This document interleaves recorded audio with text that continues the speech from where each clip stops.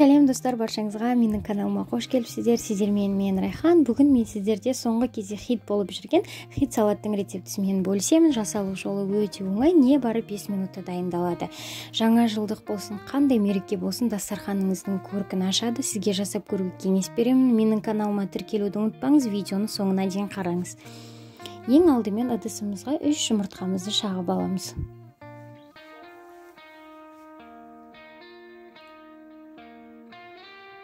Содан соң шанышқының көмегімен жақсылап араластырып аламыз. Шым-шым тұз салсаңыздар да болады. Енді қызып тұрған құрғақ табамызға 3-ке бөліп, блинчик тәріздес қылып пісіріп аламыз. Бір тегіс қылып жайып аламыз.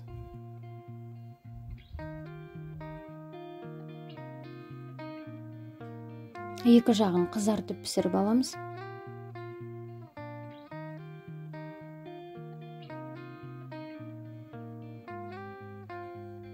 Табаның астына май сүрту міндетті емес.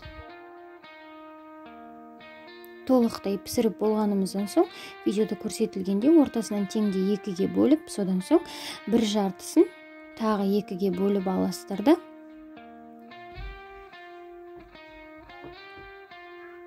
Үш бұрышты қылып турап аласыздар.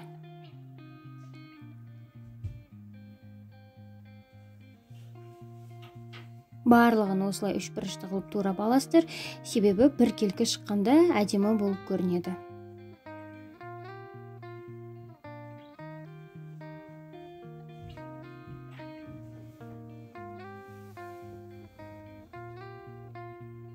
Толықтай барлығын турап болғанымыздан соң ыдысымызға салып аламыз. Ендігі кезекте шұжығымызды турап аламыз, яғни колбасамызды.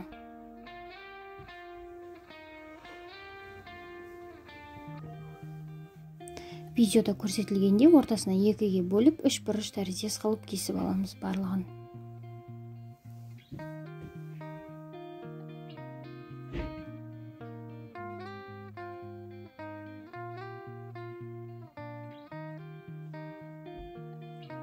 Толықтай турап болғанымыздан соң ыдысымызға салып аламыз.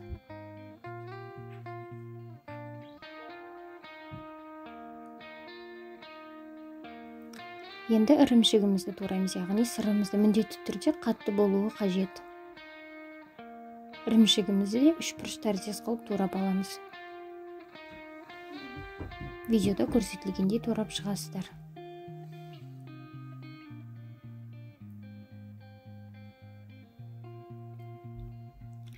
Ыдысымызға салып аламыз. Одан соң қиярымызды тураймыз. Қиярымызды ортасынан 2-ге бөлеміз де осылай 3 бұрышты қылып, видеода көрсетілгендей турап алыңыздар.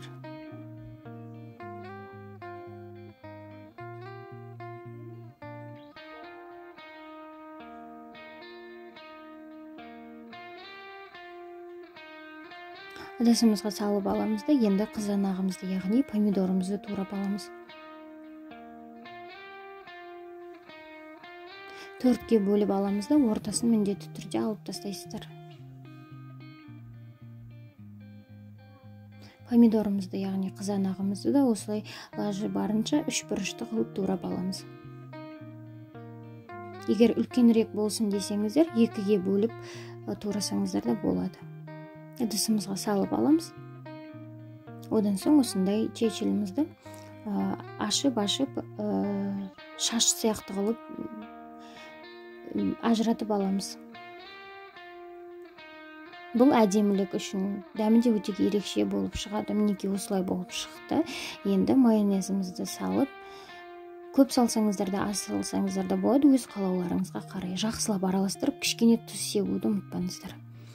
Мінекей осындай керемет болып шығады, дастарханыңыздың көркін ашады. Жасап көруге 100% кеңес беремін. Егер видеоны соңына дейін қараған болсаңыз, менің рецептім сізге ұнаған болса, лайк басып, комментарий жазуды ұмытпаңыз, және де қоңыраушаны басып қойсаңыз, менің келесі жаңа рецепттерімді